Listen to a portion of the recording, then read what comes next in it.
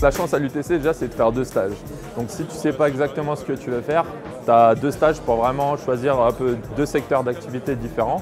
Moi mon stage chez Suez m'a permis vraiment de savoir que je voulais travailler vraiment dans les procédés thermiques et énergétiques et dans un premier temps vraiment rester dans la technique.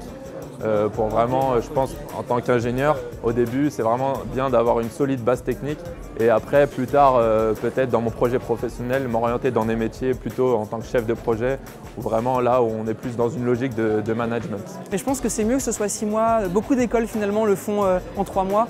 Et je trouve ça dommage parce que pour des choses, on a des projets comme ça à faire. 3 mois, c'est beaucoup trop court. C'est-à-dire que en 3 mois, j'avais à peine fait le cahier des charges, j'avais un peu vu comment fonctionnait l'usine.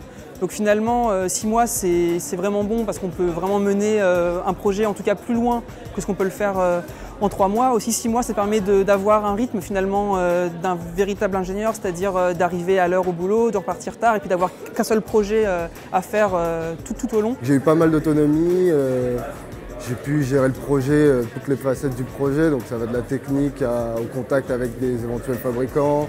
Il y avait l'aspect business plan auquel j'ai pu m'intéresser aussi. Aujourd'hui, j'ai une proposition d'embauche.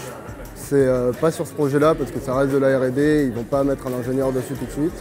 Mais j'ai une proposition d'embauche en tant que conducteur de travaux. En fait, pour moi, le but de faire des stages, c'est de découvrir des choses, différents domaines, etc. La recherche, la production. Moi, par exemple, j'avais jamais fait de stage en recherche, c'est pour ça que j'ai choisi de prendre un stage dans la recherche. Et j'ai trouvé ça super intéressant parce qu'en recherche, c'est des choses qui n'ont pas forcément déjà été faites. Du coup, on va découvrir de nouvelles choses, j'ai trouvé ça très intéressant, très formateur. J'ai eu l'occasion de faire un stage vraiment en DUT, donc c'était vraiment très speed et on n'a pas forcément de mener à terme tous les projets qu'on a commencé. Alors que là, vraiment, 6 mois, ça peut mettre le temps de vraiment poser, de faire des recherches bibliographiques, de faire toutes les expériences. Maintenant, je sais que la recherche, ça pourrait m'intéresser. Je ne sais pas si la recherche pure et dure, peut-être plutôt en recherche et développement, soit en entreprise directement. De travailler au centre de recherche, vraiment j'ai été content de le faire parce que en fait, mon idée c'est de faire un test après. Donc de regarder un peu comment ça passe, l'investigation et tout.